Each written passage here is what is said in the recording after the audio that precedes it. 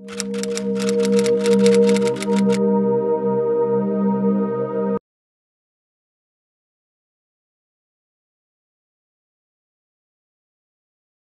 tercer elemento, una vez que uno habla de chutzpah, que es la falta de miedo, el ejército y la influencia del ejército, que creo que es destacable dentro de los emprendedores israelíes, que me parece que sería increíble si pudiéramos aprender, y que nos falta mucho en Latinoamérica, es que los israelíes no paran de preguntar en ningún momento.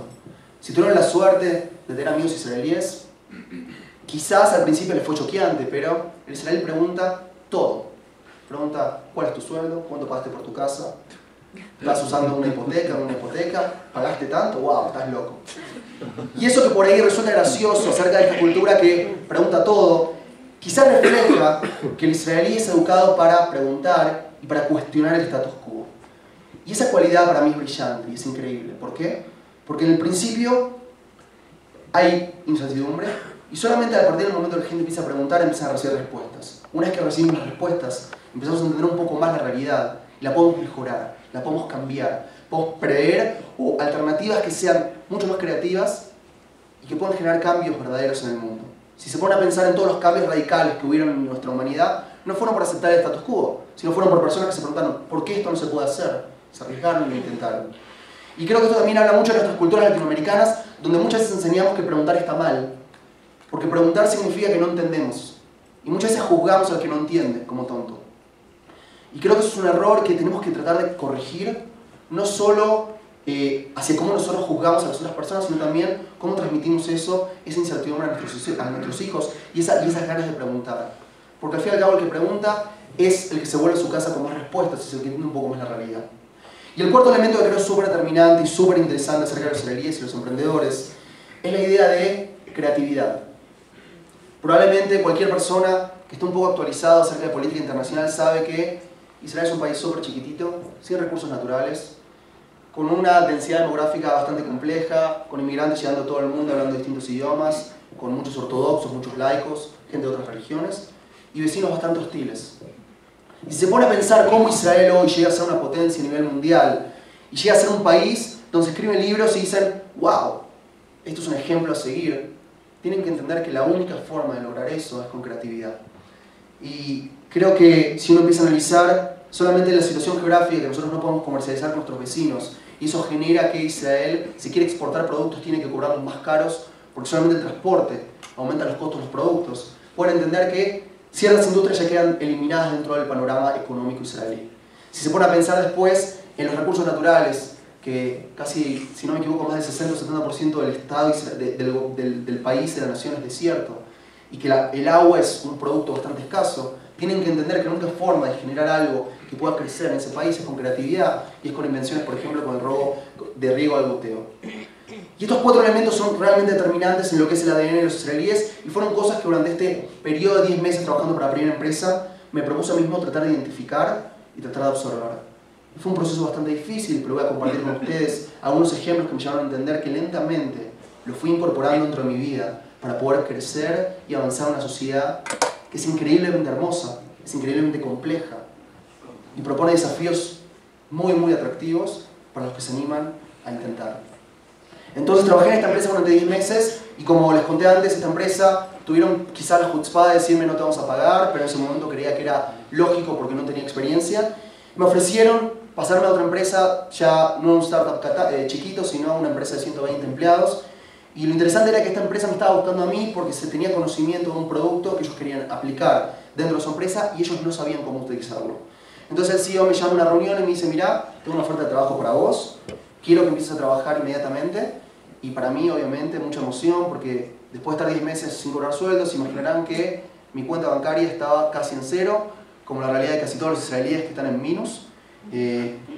Y también tenían claro que si no conseguía una alternativa que realmente me permitiera poder crecer y vivir como una persona digna en Israel con un sueldo razonable, indefectiblemente esta experiencia de 10 meses que había sido increíble y que había sido una revolución, tomar el paso por mí mismo y independizarme realmente por primera vez en mi vida, iba a convertirse en una ilusión y iba a tener que indefectiblemente volver a la Argentina y probablemente volver a toda esa rutina que ya estaba prearmada para mí en un ámbito de amor, claramente. Entonces el CEO me dice, tengo una propuesta laboral para vos, vas a trabajar, pero, y siempre hay un pero, te vamos a pagar sueldo mínimo. Y yo lo miro y le digo, ¿cómo sueldo mínimo? Me dice, sí, porque no hablas inglés. ¿Qué es esto? No hablas hebreo, perdón. ¿Qué es esto? Chutzpah. La persona que me necesita en una empresa que se trabaja en inglés me está diciendo que porque no habla hebreo me puede pagar un sueldo mínimo que es muchísimo bajo lo que necesito para sobrevivir.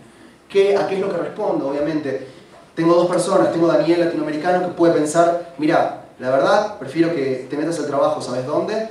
Y no vales más. Que no es una alternativa para mí porque realmente me quiero quedar y quiero luchar por mi objetivo, que es quedarme en Israel y aprender.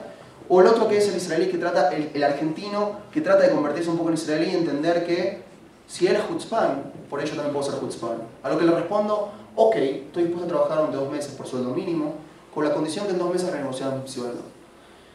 Y esa condición quedó acordada, trabajé durante 2 meses, me maté trabajando. Si en Latinoamérica creemos que trabajamos duro, nos equivocamos. Créanme que en Israel estos locos del ejército que tienen 18 años y quieren conquistar el mundo están dispuestos a trabajar 20 horas por día, y si uno no trabaja 20 horas por día se queda atrás. Así que trabajé muchísimo, muy fuerte durante estos 2 meses, y obviamente el primer día después de estos 2 meses le toco la puerta al CEO y le digo, ¿sabes a qué vengo, no? Con una gran sonrisa israelí me dice, claro, acordamos que vamos a hablar acerca de tu sueldo. Me siente y me dice, bueno, la verdad, primero quiero empezar diciéndote que estoy súper contento con vos y queremos que te quedes en la empresa, así que decime qué pensaste como sueldo, lo cerramos y seguimos trabajando. A lo que lo miro y le digo, quiero que me pagues 4 veces más de lo que me estás pagando. Imagínense ustedes como empresarios si vienen un empleado que hace 2 meses empezó a trabajar y están pagando un sueldo determinado, y a los 2 meses todavía no aprendió hebreo, que era la condición, les pide que el sueldo se aumente 4 veces. ¿Qué me responde? Estás loco. Esa es la respuesta del CEO de la empresa. A lo que yo le respondo, ok. Y me dice, no, creo que no me entendiste. Te dije que quiero que me propongas un sueldo que es razonable y en función de eso vemos cómo avanzamos y lo terminamos y lo quedamos acá. Le digo, mira, no vine a negociar, vine a decirte cuánto es lo que quiero ganar. Y si no me vas a pagar, me paro y me voy. Ahora si se pone a pensar, ¿qué es eso? Eso no es el latinoamericano que es sumiso enfrente al jefe y está dispuesto a escuchar lo que él le va a ofrecer, sino es la persona que tiene todo por perder y todo por ganar. Es la persona que sabe que si en ese momento no negocia su sueldo en condiciones que son cómodas, se tiene que comprar un pasaje y volverse al país donde no era feliz, donde no se encontraba a sí mismo. Y la misma persona que entendió que a veces las reglas del juego tienen que cambiar y uno tiene que convertirse un poco más en el contexto que lo rodea para poder sobrevivir y llevar las cosas adelante. Traducción, chutzpah, de parte mía. Empezamos a discutir. Si alguien tuvo la oportunidad de tener amigos israelíes o de discutir con israelíes, hay 2 cosas súper interesantes. Primero, la discusión con un israelí es a gritos. Uno no habla en tono normal porque evidentemente la gente no escucha y los dos hablamos al mismo tiempo. Nos gritamos muy fuerte. Y segundo elemento, después de estos gritos, no hay rencor. Que eso es súper interesante. En Latinoamérica, si yo me mato gritos con un amigo, con un hermano, con mis padres, quizás durante un mes decido no ir a una fiesta o a una cena familiar porque me habló mal y no me pidió perdón. Y en Israel nadie les va a pedir perdón, pero dan por sentado que después de los gritos vamos a comer y somos mejores amigos. Está todo bien. Que es súper duro y súper distinto, pero hay que entenderlo porque es parte de la cultura y por eso muchas veces la gente dice los israelíes son agresivos, pero no es que son agresivos, es parte de la cultura. Discutimos y le digo, mira, no hay negociación acá. Si no te gusta, me paro y me voy.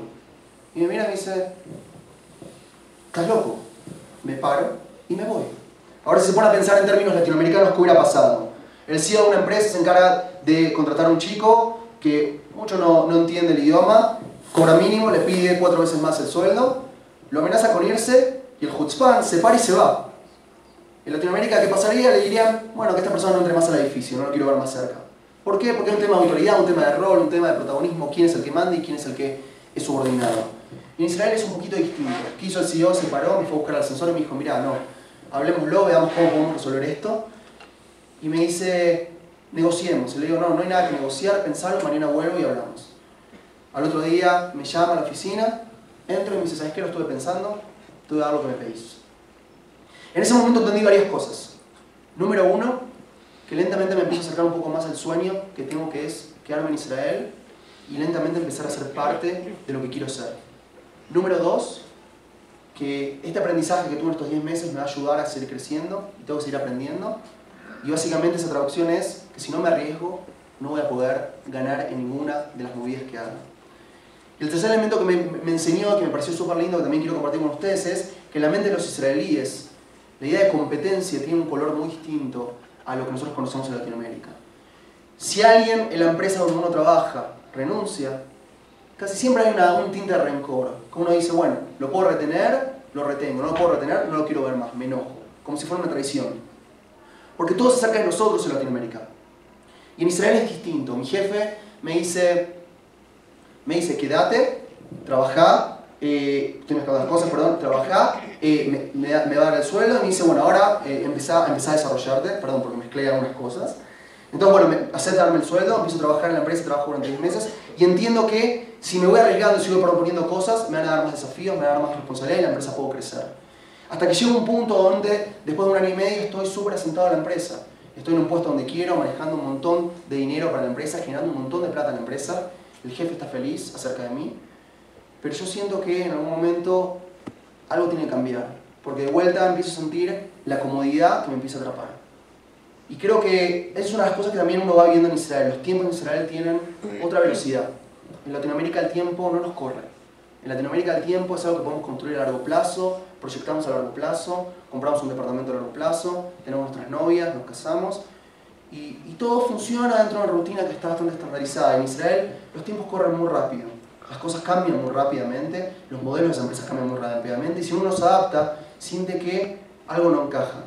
Entonces después de trabajar en esta empresa y empezar otros proyectos en paralelo durante las noches, porque obviamente piensa en un Ole Hadash que llega a Israel y no tiene familia, ¿qué es lo que hace? Trabaja 16 horas en la oficina, llega a la casa y sigue trabajando.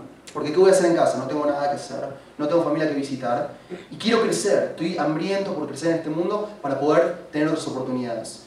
Entonces uno de los proyectos que empiezo mientras que trabajo en esta empresa es escribir un blog acerca de aplicaciones de Facebook. Un blog, para los que no saben, es como un diario íntimo en internet. Y después de trabajar muy duro en el blog y empezar a escribir ciertas cosas de cómo poder hacer plata con tráfico de Facebook, con visitas de Facebook, mucha gente de todo el mundo empieza a contactar y empieza a pedir consejo, consultoría, cómo mejorar los desarrollos que hicieron. Entonces eso se convierte en un negocio paralelo, entonces me doy cuenta que también puedo tener independencia dentro del marco donde estoy trabajando y empiezo a ver que la gente se empieza a interesar por mi capacidad como profesional, más allá de mis limitaciones por ahí el hebreo, que iban mejorando obviamente, o mis limitaciones de ser una persona que no conoce a nadie en un país nuevo. Y uno de los clientes que me contrata para hacerle consultoría de uno de los desarrollos es una persona que está desarrollando un startup desde cero, con financiamiento de unos judíos franceses. Y después de varias reuniones me dice, ¿sabes qué? No quiero que seas consultor, quiero que seas el director de marketing de nuestra empresa. Entonces imagínense Daniel, que después de casi 3 años de estar en Israel, por primera vez en su vida llega un momento donde está cómodo, donde tiene un buen sueldo, donde puede enfocarse en otras cosas. Y viene alguien y le dice de costado, tengo una idea, ¿por qué no saltás de vuelta a la pileta y juntos veamos si hay agua? Y de alguna forma me puse a pensar, ok, ¿es lo correcto o no es lo correcto? Llegó un momento de estabilidad. Mi mente latinoamérica que me dice, perseguí esa estabilidad, mantenela, cuidala. Tenés un buen trabajo, mantenelo, cuidalo. Siempre los espíritus de nuestra cultura de Latinoamérica de mucha incertidumbre, mucha inseguridad y no confiar en nosotros, sino confiar en el contexto. Y por otro lado, el israelí que empiezan a hacer dentro de mí, que me dice, tenés una nueva oportunidad. Y si te pones a pensar, llegaste hasta acá solamente porque agarraste cada oportunidad que tuviste, por más loca que pareciera. Y darle un poco de rienda suelta al corazón, más que a la mente, me hicieron decir que realmente esa oportunidad de estar en una empresa era interesante, por lo que acepté la oferta. Entonces pueden imaginarse yo volviendo un año y medio después de mi negociación a gritos con el CEO y después de convertirme en mi mejor amigo, voy, le toco la puerta y le digo, tengo algo para decirte. Me dice, ¿qué? Le digo, me voy. Obviamente, a su sorpresa, que no entiende cómo esta persona que probablemente no pueda conseguir trabajo en ningún otro lado porque no habla hebreo, me dice, espera, ¿por qué te vas? Le digo, porque me ofrecieron una oportunidad de una empresa nueva. Y me dice, ¿pero vas a dejar todo lo que lograste acá por una empresa nueva? Le digo, sí. Y me dice, ¿te van a pagar más? Le digo, no. Y me dice, yo estoy dispuesto a pagarte más. Le digo, no es una cuestión de plata, es una cuestión de seguir lo que creo que me puede llegar a acercar un poco más a cumplir mis propios sueños. A lo que este israelí, por un lado me dice, mira, me duele mucho, pero por otro lado me enseñó algo muy interesante. Con su gran sonrisa israelí y con el brillo en sus ojos me dice, si esto es lo que vos crees que te va a hacer feliz, me pone contento que seas el camino que elijas.